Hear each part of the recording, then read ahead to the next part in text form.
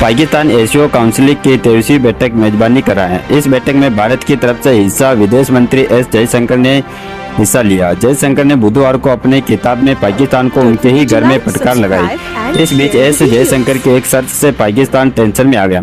S Jaishankar ने कहा कि आतंकवाद के साथ साथ बिजनेस की संभावना नहीं है।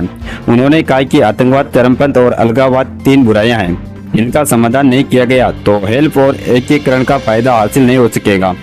जयशंकर ने कहा कि अगर बॉर्डर पार से आतंकवाद, चरमपंथ और अलगाववाद जैसी गतिविधियां होती हैं तो इनसे बिजनेस, ऊर्जा प्रवाह, कॉन्टैक्ट और लोगों के बीच संपर्क को बढ़ावा मिलने की संभावना नहीं है। दोस्तों, जयशंकर ने इशारों में पाकिस्तान को अच्छे पड़ोसी देश होने की अहमियत भी समझाई।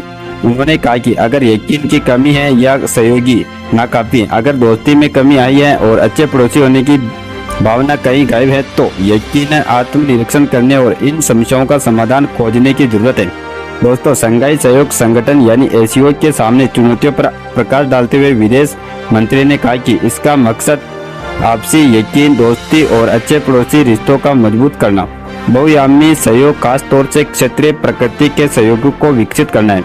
दोस्तों, इससे पहले जयशंकर ने इस्लामाबाद में मौजूद इंडियन हाई कमीशन कैंपस को बढ़ावा देते हुए एक पौधा लगाया।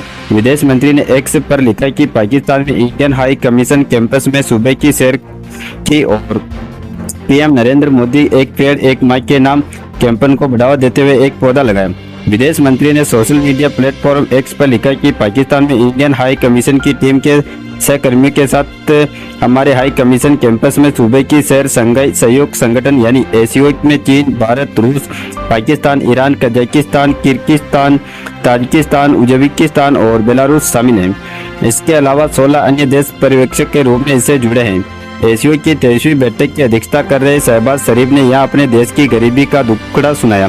पीएम शरीफ ने कहा कि गरीबी सिर्फ एक आर्थिक मुद्दा नहीं है बल्कि एक जिम्मेदारी है जिस पर सबको ध्यान देने की जरूरत है, क्योंकि एशिया क्षेत्र में लाखों लोग गरीबी में जी रहे हैं। पीएम शहबाज ने कहा कि उनके देश ने गरीबी हटाने के मकसद से कई सेमिनार और वेबिनार से तरत को ऊपर उठाने और गरीबी के मूल कारणों को दूर करने के लिए एक सामूहिक प्रयासों का जरूरी गति प्रदान करते रहेंगे।